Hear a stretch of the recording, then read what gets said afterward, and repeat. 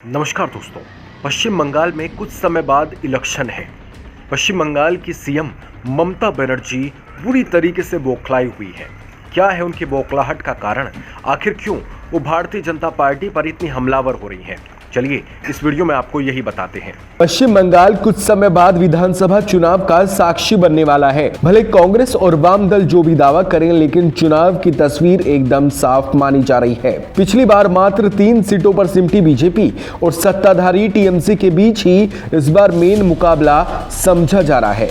PM Modi के नाम और उनकी सरकार के काम को बीजेपी खूब जोर शोर से इस चुनाव में भुना रही है। इसका जबरदस्त फायदा भी उसको होता दिखा है। बंगाल में बीजेपी के कद को बढ़ता देख टीएमसी के नेता भी पार्टी छोड़ बड़े पैमाने पर भारतीय जनता पार्टी में शामिल होने के लिए आ रहे हैं। उनका कहना है कि उन्हें टीएमसी में वो सम्मान मिल ही नहीं पाया जिसके वो हकदार थे। नेताओं के पार्टी छोड़कर जाने और फिर ममता को तानाशाह बताने वाले आरोपों से ममता बनर्जी बौखला गई है।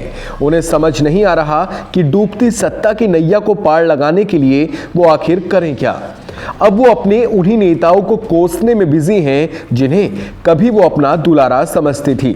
उनकी बौखलाहट चुनावों के दौरान दिए जा रहे उनके भाषणों में साफ दिखाई दे रही है। इसी सिलसिले में पश्चिम बंगाल की सीएम ममता बनर्जी ने 3 फरवरी के दिन एक भाषण दिया। उसमें भाजपा की राजनीति की आलोचना करते हुए कह दिया कि यह हास्यास्पद है कि केंद्र सरकार के पास प्रवासी मजदूरों की यात्रा का खर्चा उठाने के लिए पैसा नहीं है, लेकिन भ्रष्ट नेताओं को चार्टर्ड विमान में बैठाकर वो दिल्ली ले जा सकते हैं। पश्चिम बंगाल में सत्तारूढ़ तृणमूल कांग्रेस को छोड़कर भारतीय जनता पार्टी में शामिल होने वाले राजीव बनर्जी का नाम लिए बगैर प्रदेश के मुख्यमंत्री ममता बनर्जी ने आरोप लगाया कि उनके कार्यकाल में वन विभाग की भर्तियों में अनियमितताएं पाई गई हैं। अब सवाल यहां यह है कि अगर सीएम ममता बनर्जी को राजीव बनर्जी के करप्शन के बारे में कुछ मालूम था तो फिर उनके खिलाफ ठोस एक्शन क्यों नहीं लिया गया। खैर, तृणमूल कांग्रेस के अध्यक्ष ने पार्टी छोड़कर जाने वाले नेताओं पर निशाना साधा।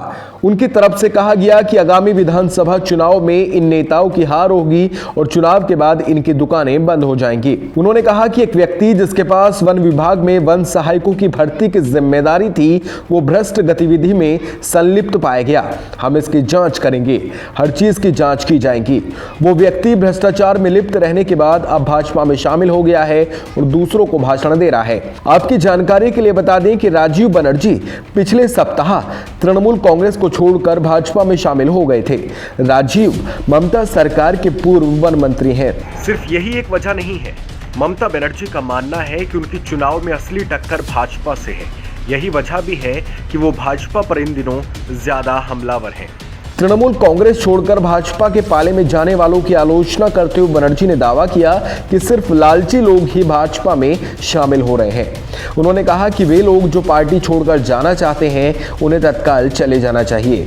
दरवाजे सबके लिए खुले हैं। पार्टी की एक सभा को संबोधित करते हुए उन्होंने कहा कि भाजपा कुछ भ्रष्ट नेताओं की खरीद कर सकती है, लेकिन वो तृणमूल कांग्रेस के समर्पित कार्यकर्ताओं को कभी नहीं खरीद पाएगी।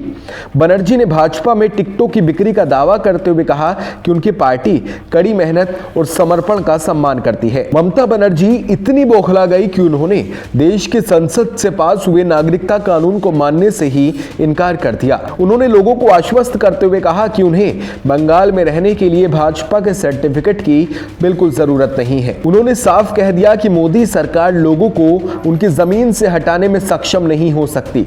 उन्होंने कहा कि सभी शरणार्थी कॉलोनियों को सरकार से मान्यता दी गई है। हम इन परिवारों में जमीन के कागजों का वितरण करना शुरू कर चुके हैं। आपको कोई भी यहां से बाहर नहीं निकाल सकता। किसी राज्य के सीएम का यूं गुस्से से लाल पीला होना राजनीतिक पंडितों को रास नहीं आ रहा है। उनकी तरफ से साफ साफ शब्दों में कह दिया गया है कि कल तक जिन नेताओं को ममता पाक साफ कहती फिरती थी, अचानक ही उनको करप्ट कह देना दिखाता है कि कैसे नेताओं का पार्टी छोड़ना ममता बनर्जी के लिए एक सदमे की तरह साबित हो रहा है। यही हाल रहा तो उसका भारी नुकसान ममता बनर्जी को उठाना पड़ सकता है। बाकी दोस्तों, आपका क्या कहना है? कमेंट सेक्शन में हमें जरूर बताइएगा।